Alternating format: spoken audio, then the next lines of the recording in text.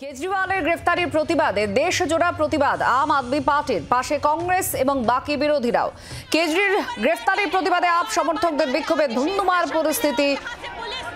এই মুহূর্তে দেখছেন সেই ছবি, একে একে অনেককে আটক করা হয়েছে আর লাগাতার আপের তরফ থেকে অভিযোগ করা হচ্ছে যে দমন চলছে, এটা ভোটে জিতবে না মোদি ব্রিগেড, আর সেই জন্যই এই ধরনের দমন করা হচ্ছে। আমাদের সঙ্গে আমাদের প্রতিনিধি রাজীব চক্রবর্তী রয়েছেন। এই মুহূর্তের পরিস্থিতি রাজীব একটু জানতে চাইবো, কারণ একদিকে বিক্ষোভ চলছে, অপরদিকে আইনি প্রক্রিয়া রয়েছে, কেজরিওয়ালের সুপ্রিম কোর্টে আবেদন রয়েছে। এই সামগ্রিকভাবে এখনো পর্যন্ত কি আপডেট?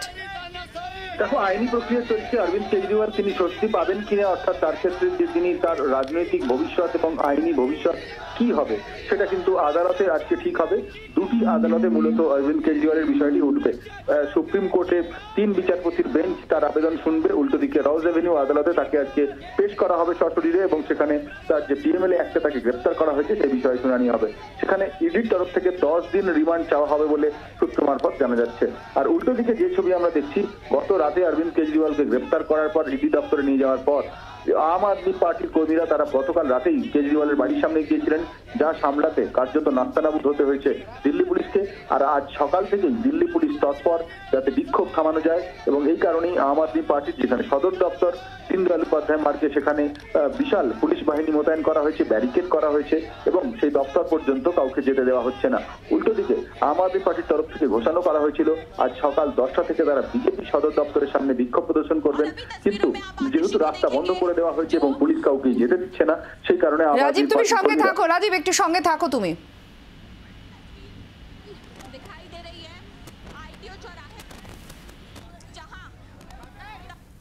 पूरी गुंडागर्दी है। अरविंद केजरीवाल जी के घर वालों को हाउस अरेस्ट किया हुआ है।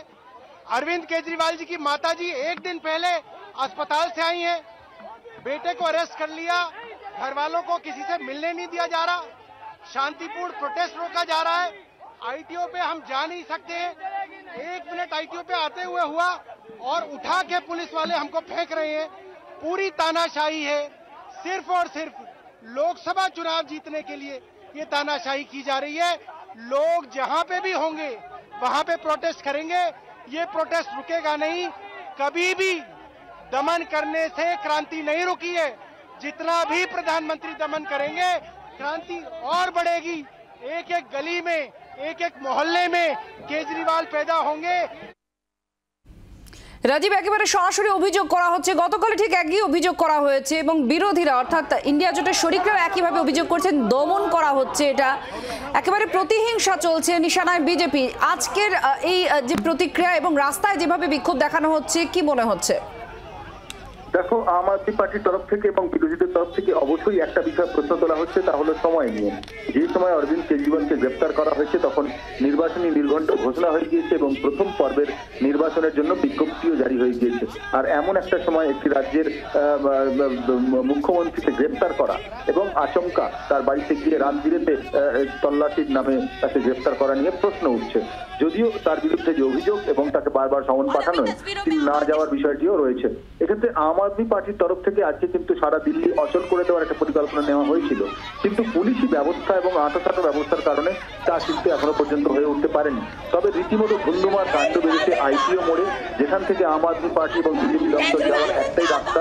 সেই রাস্তার মোড়ে কিন্তু দেখা যাচ্ছে এই মুহূর্তে যে আম আদমি পার্টির কর্মী সমর্থকদের সঙ্গে পুলিশের দফায় দফায় সেখানে খণ্ডযুদ্ধ হচ্ছে, এবং পুলিশ যারাই বিক্ষোভ দেখাতে আসছে তাদের প্রত্যেককে তুলে নিয়ে যাচ্ছে এবং আটক করা হচ্ছে। এক্ষেত্রে এই ঘটনা এবং সারাদিন সকাল থেকে এই ব্যবস্থা শুরু হয়েছে। স্থানীয় যে মেট্রো স্টেশন, সেই মেট্রো স্টেশন আইটিও সেটি সকাল 8টা থেকে রাত সন্ধ্যে 7টা পর্যন্ত বন্ধ করে দেওয়ার সিদ্ধান্ত নিয়েছে দিল্লি পুলিশের অনুরোধে মেট্রো কর্তৃপক্ষ।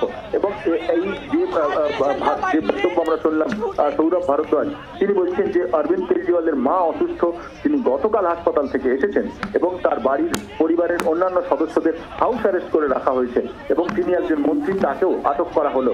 এক্ষেত্রে একটা বিষয় কিন্তু স্পষ্ট যে নির্বাচনের সময় কেজরিওয়ালের অ্যারেস্ট দিল্লির রাজনীতি তো বটেই, সারা দেশের রাজনীতিতে নতুন একটি কিন্তু বিতর্ক জন্ম দিল।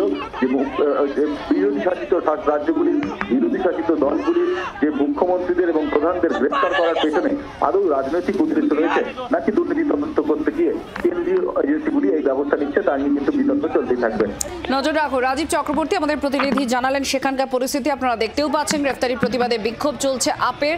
আর এরই সঙ্গে আপনাদের প্রতিক্রিয়া শোনাবো। আতিশির প্রতিক্রিয়া, আপ নেতা এবং রাঘব চাড্ডার বক্তব্য। অপরদিকে বিজেপি কি বলছে, অনুরাগ ঠাকুরের প্রতিক্রিয়া রয়েছে, শুনুন। चुनाव शुरू होने के बाद, चुनावी प्रक्रिया शुरू होने के बाद, चुनाव की घोषणा होने के बाद एक राष्ट्रीय पार्टी के राष्ट्रीय अध्यक्ष को गिरफ्तार कर लिया जाता है। ये लोकतंत्र पर हमला है, ये देश के लोगों के अधिकारों पर हमला है। आम आदमी पार्टी इस तानाशाही के खिलाफ लड़ती आई है और लड़ती रहेगी। आपको यहाँ से डिटेल कोर्ट से क्या उम्मीद है? देखिए ये हमारे देश में एक तानाशाही हुई है। पहले जनता के उसके बाद कोई शांतिपूर्वक करना चाहे। বাংলার আওয়াজ, বাঙালির আবেগ, জি 24 ঘন্টা।